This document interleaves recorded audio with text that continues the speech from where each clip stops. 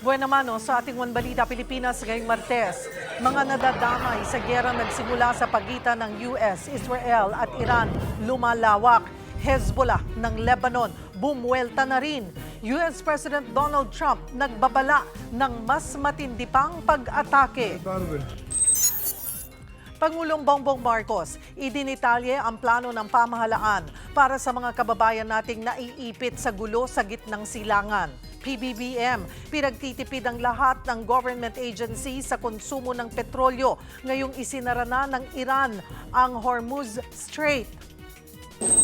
Impeachment laban kay Vice President Sara Duterte, natukoy na ng House Justice Committee na sufficient in form. Sunod na pag-uusapan, sufficient in substance din ba ang mga reklamo laban kay VP Sara? Ombudsman Boying Remulla, inaming nakipag-usap siya sa mga investigador ng International Criminal Court matapos arestuhin si former President Rodrigo Duterte. Ba't hindi? Ang nakasalalay dito, buhay ng mga testigo. At 4 na artistang nadawit sa viral video scandal, unbothered daw sa kontrobersya.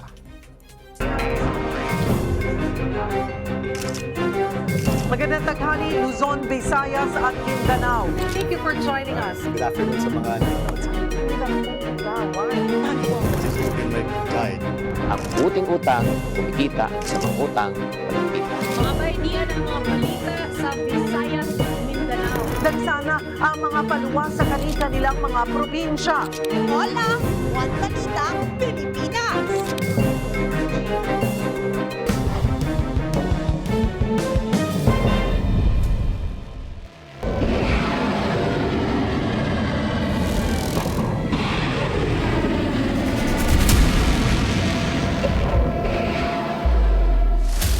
Magandang tanghali, Luzon, Visayas at Mindanao. Higit 500 na ang napaulat na nasawi sa Iran dahil sa patuloy na airstrikes ng US at Israel. Nadamay na rin sa mga pag-atake ang Lebanon at Saudi Arabia.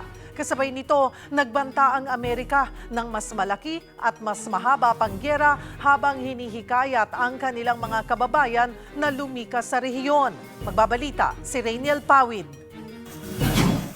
Walang tigil ang ginagawang airstrikes ng Amerika at Israel sa Iran simula pa noong Sabado. Isa sa mga tinarget ang broadcasting headquarters sa Tehran. Damay rin pati ang isang girls' school. Higit 100 sibilyan kabilang ang mga batang estudyante ang napaulat na nasawi sa pambobomba. Pati ang Iranian Ministry of Intelligence at Presidential Office dinali rin ang strike. Naglabas naman ng video ang Amerika ng ginawang missile strikes. Nagluksa naman ng Iran nang kumpirmahin ng US at Israel na napatay ang Supreme Leader ng Iran na si Ali Khamenei, pati ang anak niyang babae at apo. Nasa 40 senior Iranian officials din ang nasawi. Bilang ganti, naglunsad din ng missile strike ang Iran sa Israel. Oh my God! Yo! Yo! Yo! Yo! No way! Maging sa iba pang mga bansa sa Middle East. Kasabay nito, isinara ng Iran ang Strait of Hormuz. Nagbabala rin itong pasasabugin ang mga dadaang barko. Ito pa naman ang mahalagang lagusan para sa transportasyon ng oil and gas. Sa ulat ng Al Jazeera, higit 500 na ang nasawi sa Iran. Higit 20 naman mula Lebanon, Israel, UAE, Iraq, Kuwait, Bahrain at Oman. Habang 4 naman sa US service members. Ayon naman kay US President Donald Trump, posibleng abutin pa ng 4 hanggang 5 linggo ang nagaganap na gulo. Hindi naman daw makikipagnegosasyon ng Iran. Ang gobyerno naman ng Pilipinas naghahanda na para tulungan ang mga Pilipinong apektado ng tensyon sa Middle East. Pero hindi pa raw masisimula ng repatriation hanggat hindi nagbubukas ang airspace sa rehiyon. Kung sarado sa ngayon ng UAE, we will make sure to be there, our augmentation teams, in the areas surrounding kung saan pwedeng sumalubong at pumasok at the right time. Again, timing is everything at this stage. Kaya hindi po tayo muna manghimasok sa protocols ng host countries. Para sa 1PH, Rainiel Pawid, News 5. Inamin mismo ni Pangulong Bongbong Marcos na mahihirapan ang pamahalaan na ilikas sa mga Pilipinong naiipit ngayon sa gulo sa Middle East. Live mula sa palasyo, magbabalita si Mobile Journal Julie Baiza. Julie, ano ang plano ng pamahalaan?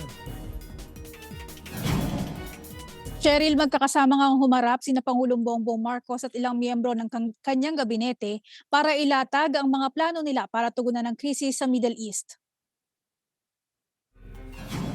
Sa press conference ni PBBM kanina, inanunsyo niya na sa kabuuan, nasa 1,416 Filipino ang humiling na ma-repatriate galing sa iba't ibang bansa sa Middle East. Kabilang dito ang 586 mula Dubai, 297 mula Israel at 10 mula Iran. Aminado ang Pangulo na problema ang pagsundo sa kanila, lalo't apektado ang mga airport at sarado ang mga airspace sa rehiyon. Mayroon din daw sanang ruta kung saan sana maaaring mailabas sa mga Pinoy, kaya lang nagsara na. Kabilang na raw kasi ang mga ruta na iyon sa binobomba ngayon ng Iran. Maglalagay na rin daw sana ng quick response team sa crossing area malapit sa Gaza na ginamit ng pamahalaan noon. Pero karamihan daw ng mga Pinoy ay nasa Tel Aviv, malayo na sa Rafah crossing sa may Egypt. Delikado rin daw ang land travel dahil sa mga active combat zone, maaaring magkaroon ng insidente o baka bombahin kung makakakita ng maraming sasakyan. Kaya ang payo ng Pangulo sa ngayon, maghanap at manatili sa ligtas na lugar. Israel daw ang pinakadelikadong lugar ngayong tuloy-tuloy ang pag-atake. Pero dahil sanay sila sa gyera, marami na rin daw ang bomb shelter. Kinausap na rin daw ng pamahalaan ang iba't ibang hotel na malapit sa bomb shelter para doon muna manatili ang mga kababayan natin. Kapag may alarm, pinapayuhan silang tumakbo sa shelter. Tiniyak naman ng Pangulo sa publiko na may sapat na supply ng produktong petrolyo na tatagal ng 30 hanggang 60 araw. Pero sakaling umabot yan sa $80 per barrel, kagad magpapatupad ng targeted fuel subsidy sa mga apektadong sektor gaya ng mga driver, magsasaka at mangingisda. Kung lalagpas naman sa $80 per barrel, makikipag-usap daw ang Pangulo sa Kongreso para mabigyan siya ng authority na bawasan ng excise tax sa produktong petrolyo. Cheryl, inatasan din ng Pangulo ang lahat ng ahensya ng pamahalaan na magtipid sa konsumo ng enerhiya. Kabilang nga daw dyan yung mga unnecessary na pagbiyahe. Ito rin yung panawagan niya sa publiko. Ang hinihimok niya ngayon, gumamit na lamang ng public transportation ng publiko at kung gagamit ng sasakyan, punuin daw o siguruhin hindi lamang sila nag-iisa. Cheryl? Maraming salamat, Mobile Journal, Julie Baiza. Bilang malasakit sa mga kababayan natin na naiipit sa gulo, nag-alok ng libreng tawag ang PLDT para sa mga OFW na apektado ng tensyon sa Middle East. Mismong si PLDT Chairman and CEO Manny V. Pangilinan ang nag-anunsyo ng 24/7 crisis hotline para makausap ng mga apektado nating mga kababayan ang kanilang pamilya dito sa Pilipinas. Maaari po kayong tumawag sa area code 632-8845-7799. Again, that's 632-8845-7799. Pwede itong pang-contact ng libre kung kayo po ay nasa Iran, Israel, Iraq, Bahrain, Kuwait, Oman, Qatar, United Arab Emirates at Saudi Arabia. Para naman po sa mga bansang nabanggit na gustong tumawag dito sa Pilipinas, pwede po kayong makatawag ng libre gamit ang Tinbo app sa pamamagitan ng Smart Virtual Number. Personal na ipinag-utos ni MVP ang paglalatag ng libreng crisis hotline para matulungan ang mga kapatid nating apektado ngayon sa Middle East. Nananatiling kanselado ang mga flights pa-Middle East sa NAIA dahil sa bakbakan ng Iran sa US at Amerika. Live mula sa NAIA, magbabalita si Mobile Journal Francis Rivera. Francis, marami pa bang stranded na pasahero dyan? Cheryl, hindi gaya nito mga nakaraang araw. Wala na masyado mga OFW na stranded dito sa Ninoy Aquino International Airport Terminal 3. Ayon sa OWA personnel na nakausap natin, karamihan sa mga OFW ay inalok na ng accommodation ng OWA. Kabilang sa serbisyong binigay nila sa mga stranded passenger ay libreng transportation at 3-day hotel accommodation. Bukas naman ang kanilang tanggapan dito sa NAIA 24/7.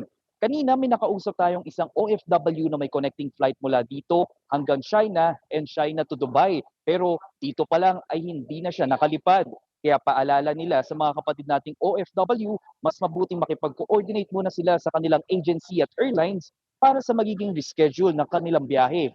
bukas din ang OFW Lounge kung saan merong libreng pagkain, inumin at pahingahan para naman ito sa mga OFW na nag-aabang din sa kanilang mga biyahe.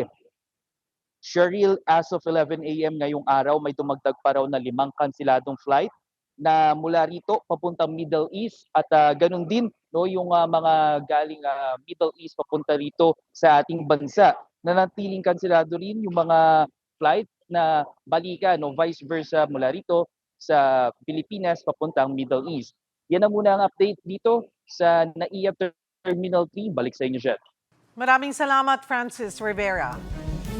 Sinisikap na ng Embahada ng Pilipinas sa Israel na maiuwi ang labi ni Mary Ann de Vera, ang OFW na nasawi sa missile strike sa Tel Aviv. Ilang Pinoy na rin umano sa Israel ang nagpahayag ng kagustuhan na ma-repatriate. Kaugnay niyan, makakasama natin si Philippine Ambassador to Israel, Eileen Mendiola. Magandang tanghali po mula dito sa Pilipinas, Ambassador. Magandang tanghali, Cheryl. Ma'am, Ambassador, kamusta? Kamusta na po kayo dyan? Kamusta ang sitwasyon? Mayat-maya pa rin ba ang missile at air strikes? Day 4 na ngayon no ng giyera. Nananatiling nasa malapit kami sa mga shelters. Although medyo humupa ng konti yung yung dalas ng mga missile barrage. Ano na po ang update? Kamusta rin po ang ating mga kababayan?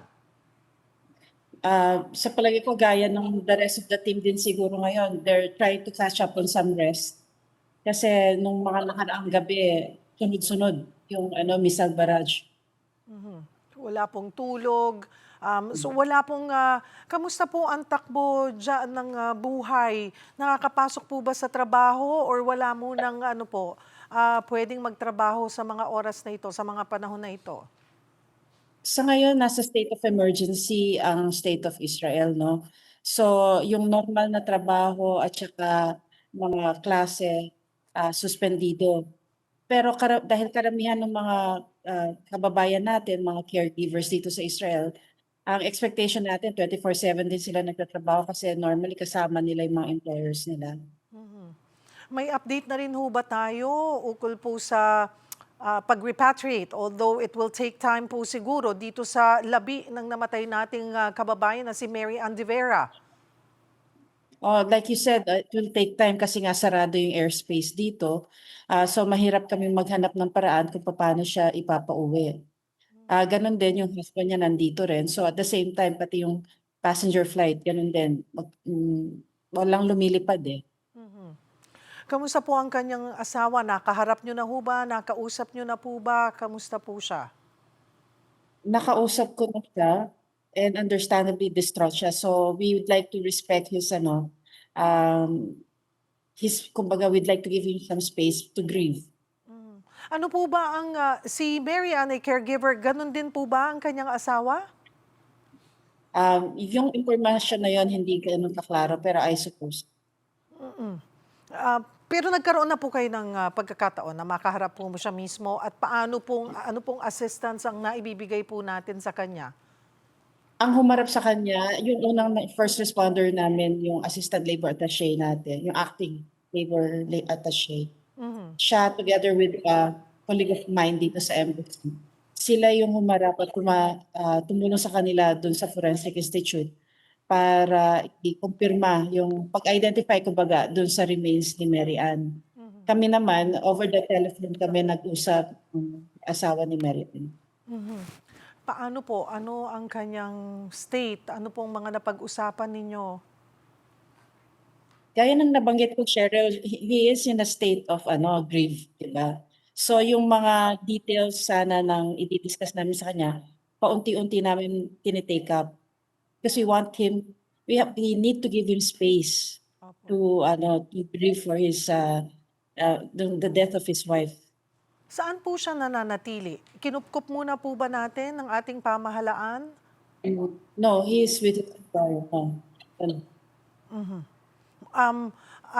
Ayon daw po sa mga kaanak nila sa Pangasinan ay gusto rin pong sumama ng kanyang mister na umuwi sa Pilipinas. Though, ayan nga po, napag-usapan natin kanina na at this point, both are impossible na makasama siyang pag-uwi at maiuwi pa yung mga labi po ni Mary Ann, ano?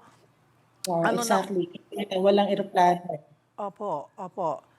Bukod po kay Mary Ann, may iba pa po ba tayong naiulat na missing, Ambassador? Walang kaming report na missing. And at this point, paano po yung ugnayan sa mga kababayan natin, assistance din po na naibibigay natin sa ating mga kababayan po dyan? Sa ngayon, naglabas kami ng survey nung Sunday to check yung welfare ng mga kababayan natin, yung safety check kumbaga. Doon nila sinusulat kung ano yung mga nais nilang serbisyo na makuha from the embassy. Itong mga nakuha naming information, isa-isa naming tutugunin at the rate that we are able to do so. May bilang na rin po ba tayo? Gano'n na karami yung nagpahayag pong may kagustuhan na magpa-repatriate, Ambassador? So right now dun sa list namin 41 lang out of 26,675 na kababayan. 41 lang ang nag-indicate na gustong umuwi. Kung mag-escalate po, paano po ang evacuation plans, Ambassador? Cheryl, it's operational yan, and the thing that we need to consider are airports. Kasi kung walang eroplano, hindi rin namin mamumove. Kahit na mamove namin sa third country yan, eroplano pa rin ang kailangan namin. Ang problema naman sa eroplano, kung ang airspace sarado, hindi rin makakalipad, hindi makakaland. Kaya ngayon, ang best advice na pwede namin ibigay sa lahat ng mga kababayan natin dito sa Israel is to stay sheltered. Huwag lumabas unnecessarily. Pag narinig nila yung yung sirena at saka yung advice dun sa cellphone nila, they have to seek shelter. Yun ang best advice ngayon. At yun naman po ay klaro na sa mga kababayan natin, Ambassador. Sa lahat po ng kababayan natin, alam nila, pag nakarinig ng sirena, alam na nila kung anong unang gagawin. They're all, na-brief po sila sa bago sila makarating po dyan sa bansa or pagdating nila dyan sa Israel, ano po? Aware sila, Cheryl, no? At saka walang mga bagong workers dito. So, kumbaga, naranasan nila yung mga last few years dito na pag may sirena, dapat magtago na kagad. But of course, I will be very remiss kung hindi ko paulit-ulit na sasabihin to sa ating mga kababayan. At yun nga po, ulitin po natin, Ambassador, ano po muli ang inyong mensahe, paalala sa mga Pinoy na nasa Israel at sa kanilang pamilya na nag-aalala po dito sa Pilipinas? Sa mga kababayan natin dito sa Israel, no, ang panawagan ko, please join the embassy's WhatsApp channel. Ang pangalan ng channel natin, Philippine Embassy in Israel. Dito nyo makukuha yung latest na information na naisiparating ng embassy or ng Israeli government. Kasi kung minsan may mga information kami na verified na maaga namin natatanggap, kaya namin pinapadala ito sa ating WhatsApp channel. Ngayon, the same information naman available sa Facebook, pero dahil WhatsApp ito, so tumutunog sa cellphone ninyo, nanonotify kayo. Ngayon, meron din kaming nailabas na survey at makikita nyo sa WhatsApp channel yan para maipagbigay alam ninyo sa amin kung ano yung mga pangangailangan ninyo para matugunan namin ito. Ngayon, doon sa mga kapamilya dyan sa Pilipinas, nais namin parating sa inyo na yung internet at saka cellphone calls naman are still available. Hindi ho nag-down. So, kung gusto ninyong tawagan yung mga kapamilya ninyo, please do so. Pero ang panawagan ko lang ho, no, kasi may napapansin din akong may nagfe-fake news din ho. So, let's be very responsible po yung mga kababayan natin. Let's be very responsible in giving out news na kumbaga kung gusto lang madagdagan ng clicks o ng followers yung Facebook nyo, please don't do that. Because it wastes time in terms of resources then to verify ho kung ano yung mga napopost na fake news. tulong-tulong ho tayo, no? Tulong-tulong tayo, sabay-sabay ho tayo dito. Kaya nasa Pilipinas ho kayo o nandito kayo sa Middle East, tulong-tulong ho tayo. And we all pray na sana this will pass soon. Sana ma-achieve ho ang peace as soon as possible. Marami pong salamat sa inyong oras. Dasal po namin ang kaligtasan nyo at ng ating mga kababayan. Salamat po Ambassador Eileen Mendiola ng Philippine Embassy sa Israel.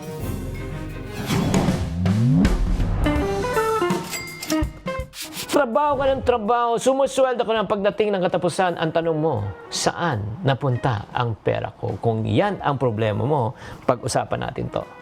Hi there, this is Chinkitan, your pambansang wealth coach. Nako, kung gusto mong umayos ang budget mo, humanap ka ng ipon at ipunin mo. Alam mo, may isang habit na hindi natin pwedeng paglaktawan talaga.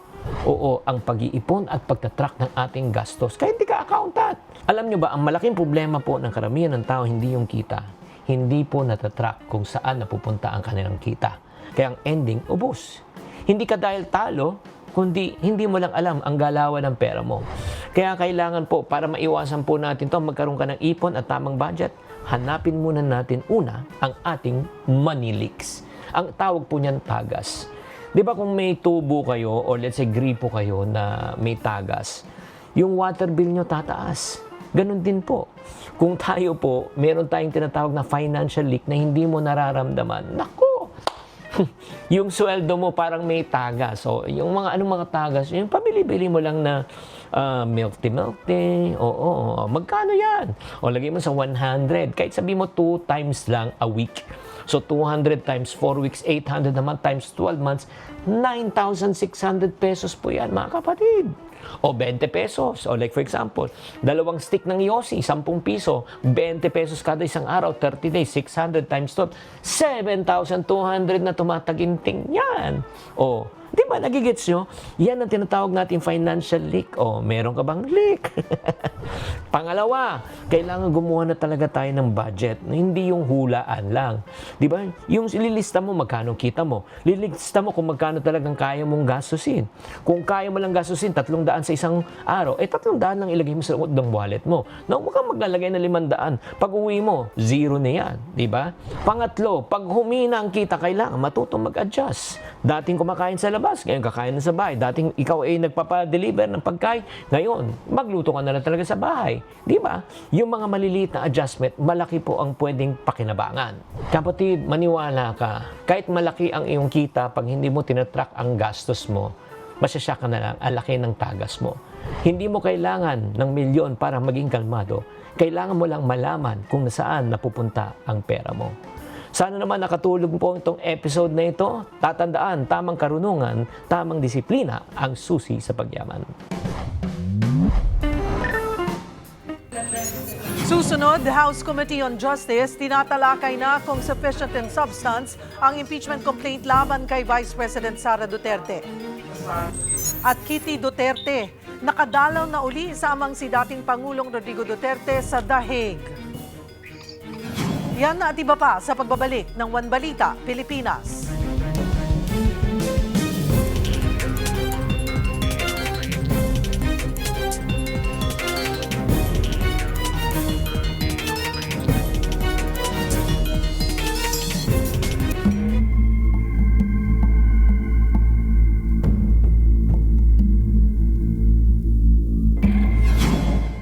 Lusot na sa pagiging sufficient in form ang 2 impeachment complaints laban kay Vice President Sara Duterte. Ikatlo at ika-4 na impeachment complaints lang ang inaprubahan kahapon ng House Committee on Justice. Kabilang sa pinagbasehan kung may tamang pirma at notaryo, kung inendorso ng mambabatas at kung pasok ba sa 1-year bar rule. 4 ang orihinal na reklamong isinampa laban sa bise, pero isinantabi ang unang reklamo dahil lumabag sa 1-year bar rule. Habang binawi naman ng petitioners ang pangalawang reklamo. Ang hamon ko po at panawagan sa committee at sa buong House ay wag po tayong matakot sa sarili nating anino. Panghawakan po natin ang sariling rules ng House on impeachment. Hindi naman po tayo natatakot we would just like to exercise circumspection. Gusto lamang po natin mag-ingat. Ganun na naman po mangyayari after what happened in the last impeachment complaint. Baka mamaya wala na naman po mangyari dito by sheer technicality. Hinihimay na sa Kamara kung sufficient in substance sa ang dalawang impeachment complaints laban kay Vice President Sara Duterte. Para bigyan ng mukha ang balita, live mula sa Kamara, si Mobile Journal, Amy Atienza. Amy, anong update dyan? Cheryl, tuloy-tuloy ang talakayan ng House Justice Committee tungkol sa sufficiency in substance ng Saballa et al. At Cabrera impeachment complaints laban kay Vice President Sara Duterte.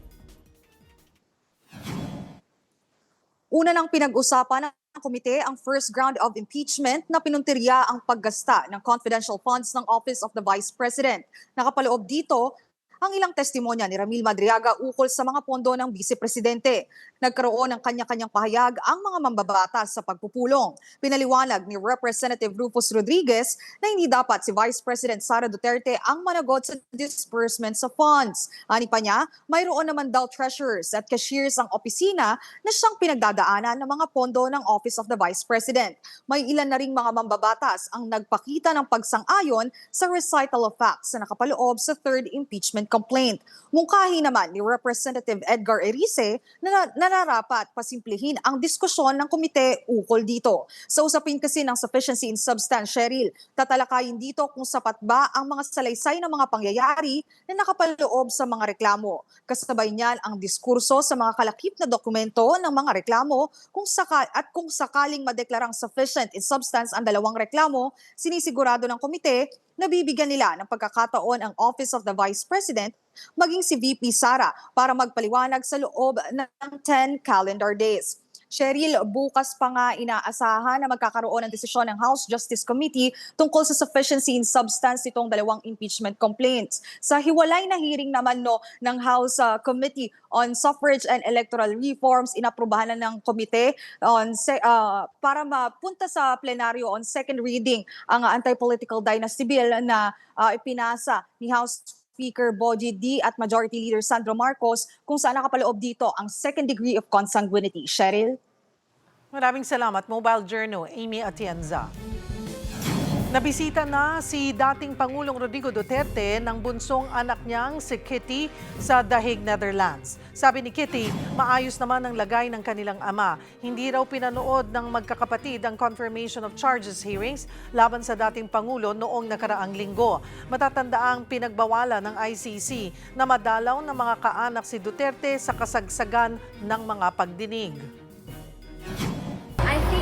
I think it's the same for the four of us and for my mother. We don't really watch the mismo because hindi namin kaya, honestly. It's hard for us. But of course, we do keep in touch with the legal team and just to see the progress. Samantala, kinumpirma ni Ombudsman Boying Rimulya ang pagkikipagpulong niya kay dating Senador Antonio Trillanes IV at sa mga investigador ng International Criminal Court. Ayon kay Ombudsman Rimulya, nangyari ang pulong matapos arestuhin si dating Pangulong Duterte noong March 11, 2025. Justice Secretary pa lang noon si Rimulya. Una nang inakusahan ng abogadong si Levi Baligod si Rimulya na nakipag-usap sa ICC investigators. Paliwanag naman ni Rimulya, pinag-usapan lang nila ang seguridad ng mga testigo sa kaso ni Duterte. Bakit? Ba't hindi? Ang nakasalalay dito, buhay ng mga testigo. Kailangan protektahan natin ang tao hanggat kaya natin. Basta safety ng testigo nila, inassure natin na hindi tayo magkukulang. Pag kailangan ng ating tulong, tutulong tayo para sa safety ng kanilang testigo.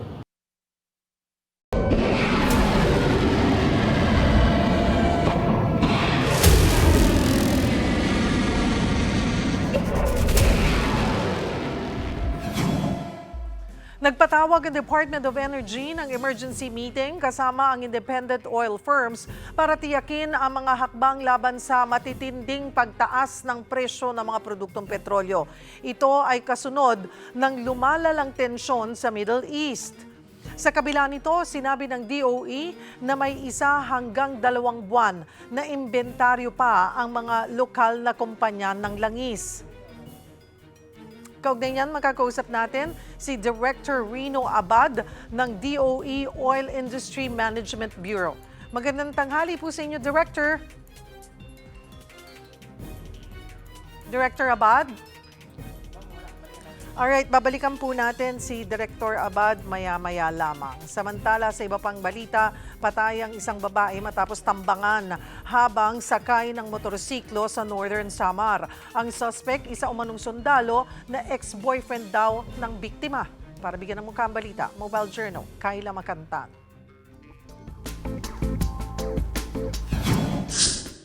Dead on arrival sa ospital ang isang babae habang sugatan ng kanyang kapatid matapos silang pagbabarilin sa Northern Samar habang sakay ng motorsiklo.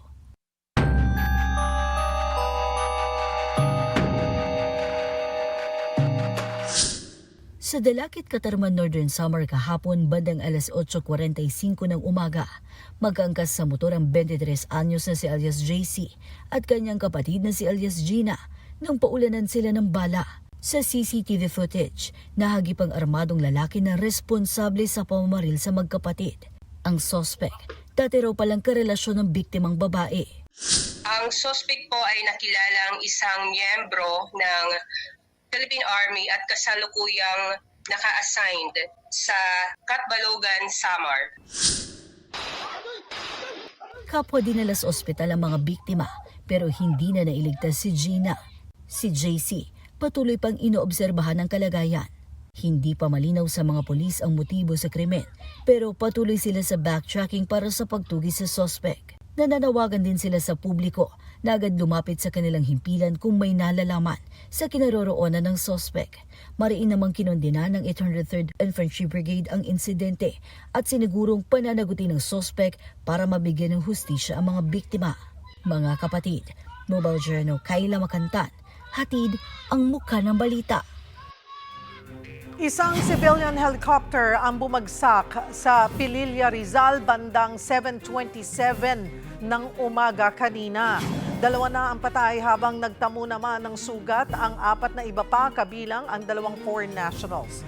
Ayon kay Mayor John Masinsin, dinala na ang mga biktima sa Rizal Provincial Hospital sa Morong para malapatan ng lunas. Sa ngayon, nagpapatuloy ang clearing operation sa site.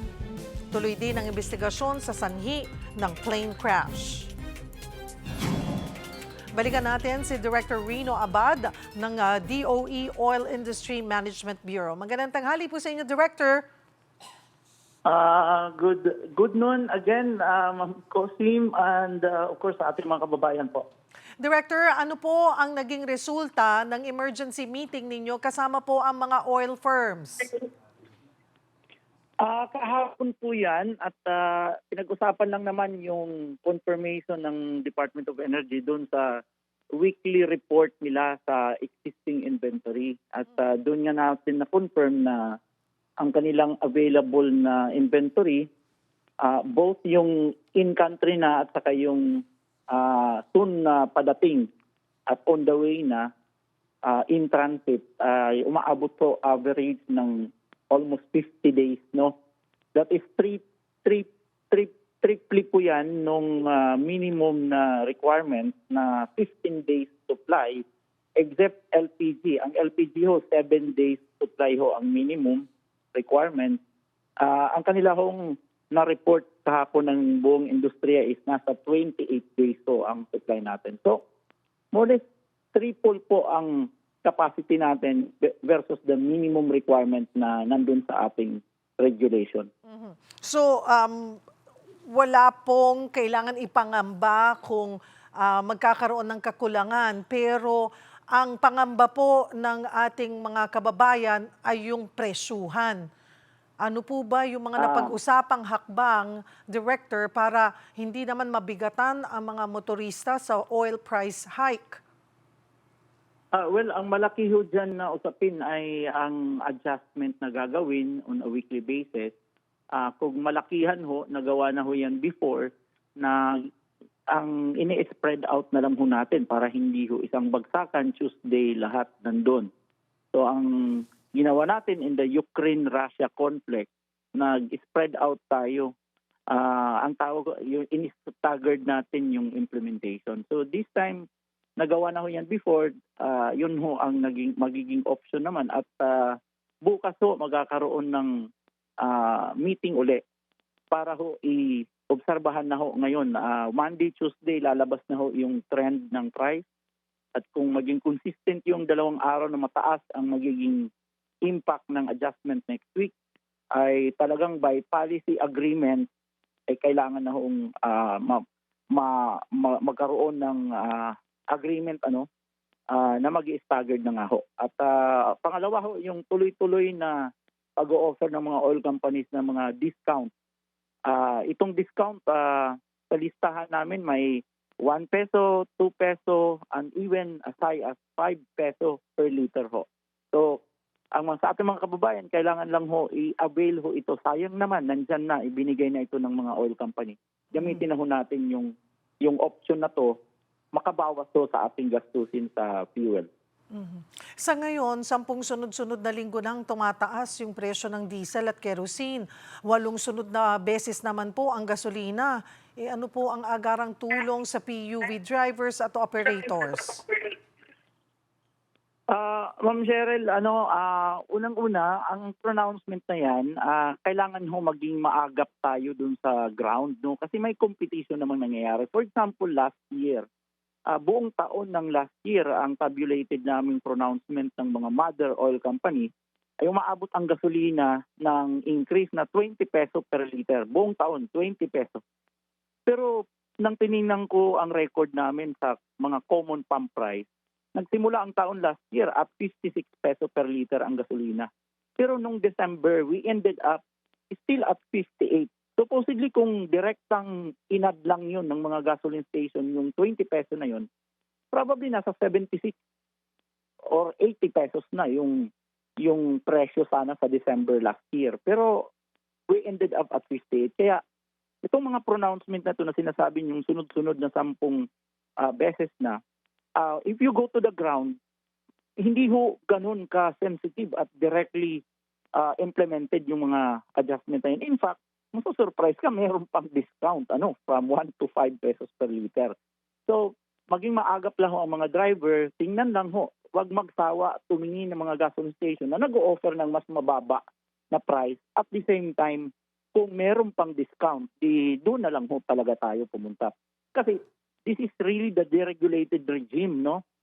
We want them to be mindful, yung mga gasoline station na yan at mga oil company, to be mindful of the competition on the ground. Kasi pag ang gumagamit, kaya ng mga drivers na yan ng PUV ay tumatangkilik doon sa mas mababang price, napipilitan sila magbigay ng competitive price. So doon ho lumalaro yung ating pagkakaroon ng pagkakataon na makapamili ng mas mababang price. Ano po ang posisyon ninyo sa panukala ni Senator Win Gatchalian na otomatikong maglabas ng fuel subsidy kapag may malaking lingguhang oil price hike? Well, nangyari na ho yan.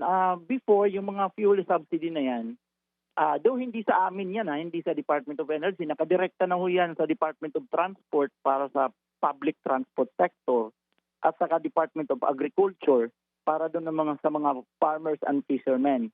So, ang nangyari nung mga naunang mga General Appropriations Act, nakasulat ho doon 3 months average. So, 3 buwan na average, kung umabot ng $80 ang Dubai crude based on maps, doon ho matitrigger yung pagre-release. Ngayon, lately sa 2025, sinuggest niya na mapababa. Naging 1 month average ho.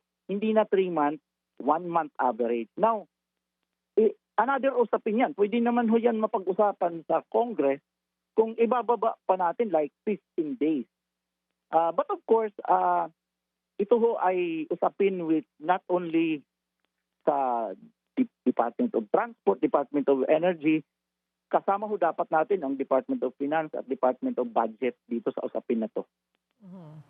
Posible raw po umabot sa $100 kada bariles yung presyo ng langis. Ano po yung magiging worst case scenario para sa lokal na fuel prices kapag nangyari po ito?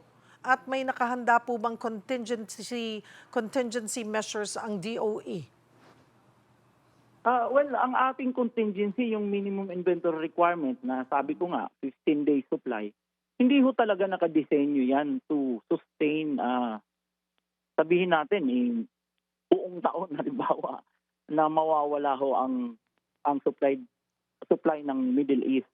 Ang report ko ngayon, kasi, for example, in the global plots, ang report ngayon, out of the 15 to 16 million barrels, ang affected na ho ngayon is around 5 to 7 million barrels. So, mukhang kalahati, 50%. So, may mga senaryo dyan na baka 2 to 3 weeks magkaroon ng ganyang issue. At mayroon ding senaryo na baka lumala pa. In any case, yan ho, hindi ho talaga nakadesenyo.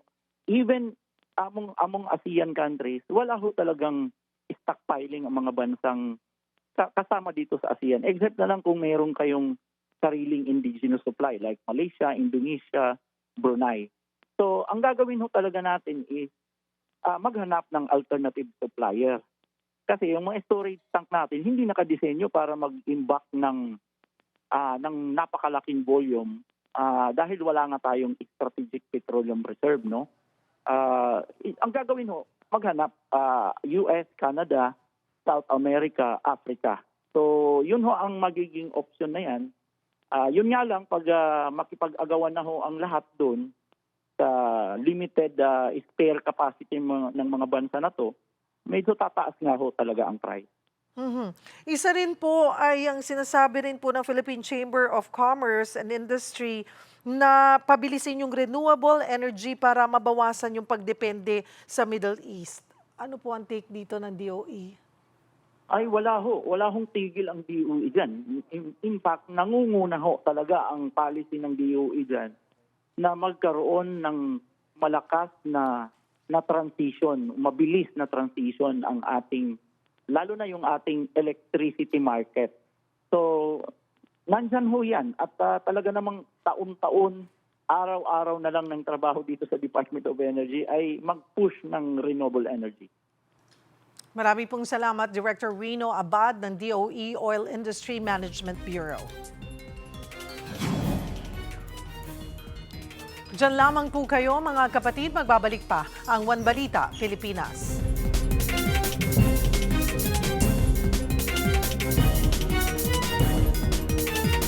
Naging sentro ng kontrobersya noon ang isang sitio sa Surigao del Norte na dating pinamumunuan ni Senyor Aguila. Makalipas ang 2 taon, kumusta na nga kaya ang mga residente na nakatira sa sitio Kapihan? Magbabalita, Simon Gualvez. Bigay todo, makulay at masaya. Ganyan ang ipinakitang sayaw ng mga kabataan ito sa Socorro, Surigao del Norte. Sa ika-65 founding anniversary ng bayan, sumali muli sa mga presentation ang grupong Omega de Salonera. Sila ang performing arts group ng Socorro Bayanihan Services Incorporated na dating pinamumunuan ni J. Renz Kilario na nakilala noon bilang si Senyor Aguila. Naging kontrobersyal ang samahan noong 2023 na inimbestigahan pa nga sa Senado dahil umano sa ilang pang-abuso. At kahit patuloy pang nililitis sa mga kaso na nakahain naman sa Regional Trial Court sa Dapa, Surigao del Norte, unti-unti na raw nagbabalik normal ang sitwasyon sa bayan ng Socorro. Pag may mga activity kami, lalo na yung mga presentation kasi pang world class sila yung ano namin, ma-hire. O kasi iba yung performance nila. Malaking tulong sa gobyerno namin. Kasi pag ang mga tao nagkakaisa, talagang malaking impact yon. Nung unang mabisita namin ng bayan ng Socorro 2 taon na nakararaan, tila ghost town pa ang ilang kalye matapos mawalan ng mga residenteng piniling pumanik sa sitio Kapihan. Malayo sa sitwasyon ngayon kung saan marami na uling tao sa poblasyon. Sabi pa ng lokal na pamahalaan, nagbalik eskwela na ang mga kabataang kasamang pumanik sa bundok. Inalis na rin ang ilang paghihigpit sa mga residenteng miyembro ng SBSI. Isa sa mga naging mainit na usapin noon tungkol sa pagpanik sa bundok ng mga miyembro ng SBSI ang hindi basta-basta pagpayag na makalabas sila mula sa Sitio Kapihan. Bagay na inalis na mula ng maungkat ang issue, kaya marami na muli nakabalik dito sa sentro ng bayan. Tumanggi na muna magbigay ng pahayag ang liderato ngayon ng SBSI. Pero kasama mga taga-Sitio Kapihan, nakiisa naman ang lahat sa tinatawag na Harog Festival, tampok ang kanilang pagkaing naging simbolo raw ng hinabangay o pagbabayanihan sa bayan.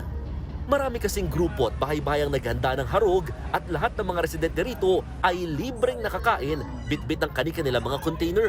Pag may hinabangay, no, yung harog yung number 1 na pinapa-snacks ng mga trabahante.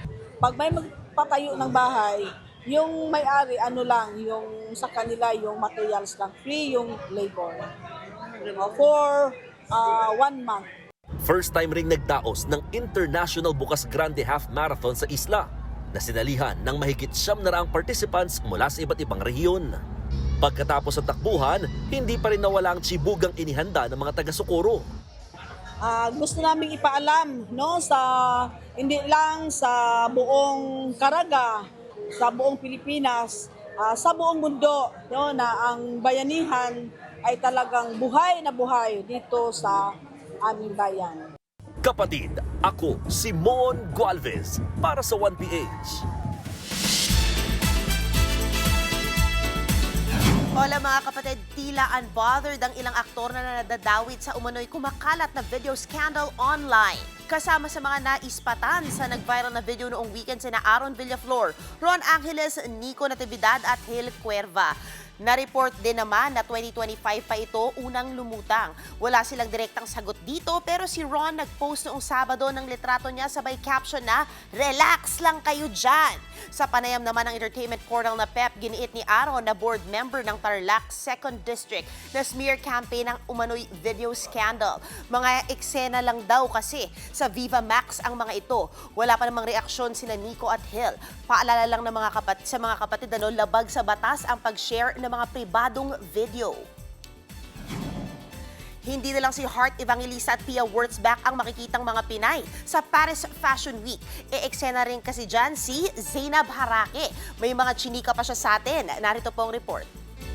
May bagong fashionista in town, si super internet star Zainab Harake. Rarampa lang naman siya sa Paris Fashion Week for Pinoy global designer Leo Almodal. Dapat pati Milan, hindi lang talaga kinaya na ng schedule kasi sunod-sunod. Kaya nga sobrang blessed talaga. This is all God's grace and blessing. Hektik ang schedule ni Zainab sa 2 anak at bilang super mama sa trabaho. Last year, kinasal nga si Zainab at Bobby Ray Parks Jr. Pero hanggang ngayon, long-distance relationship pa rin sila. Dahil sa Japan, naglalaro ang asawa. March 16 hanggang March 20 nasa Pinas siya, tapos balik. Tapos March 1 to March 3 andito uli siya bago ako umalis. Ganun lang, kapag may off siya na 2 days, uuwi siya. Dahil sa ganitong schedule, patience sa virtual muna bago sila magdagdag ng sarili ng nilang anak. Kayo na din ang hinihingi ng lahat. Lahat, nasunod sila. Oo, ng comment section. Kailan kaya siya mabubuntis? Pero kasi ang pinag-usapan namin ni Ray is sana pagka i-push na namin mag-baby, yung magkasama kami. Kasi mahirap yung LDR eh. Especially ang hormones ng mga buntis. So medyo may trauma ako dyan before. In 2 years daw, nais na rin mag-retire ni Ray Parks Jr. pagtungtong niya ng age 35. Ito ang aabangan mga kapatid. May bagong makakasama at mas puno ng malalimang kwentuhan ang bagong season ng TikToks. Ayon sa komedya na si Alex Calleja, hindi mawawala sa pagkikwentuhan nila ang mga napapanahong issue. Kasama pa rin sa TikTok sina Pat P. Daza, G3 San Diego at Corina Sanchez. Ang bago naman makakasama nila, walang iba kundi si Rufa May Quinto. Say ni Kuya Alex, kakaibang dynamics ang hatid sa kanila ni Rufa May. Napapanood ang TikTok sa One News, TV5 at dito sa 1PH. Nagkaroon ng balance lalo in terms of ako kasi malokong lalaking point of view pero natuwa ko dahil may babaeng bumabasag din sa babaeng point of view kaya yung dynamics namin bumalanse. Mga kapatid, yan ang latest sa showbiz. Balik sa'yo, Cheryl. Thank you, MJ. At yan po ang mga bumabanderang balita at public service sa inyong tunay na kasalo sa tanghali. Hanggang bukas, dito sa Balita ang magpapabusog sa inyong kaalaman. Ako po si Cheryl Cosim. Kami ang inyong kapatid sa public service. 1PH, teleserbisyo para sa Pilipino.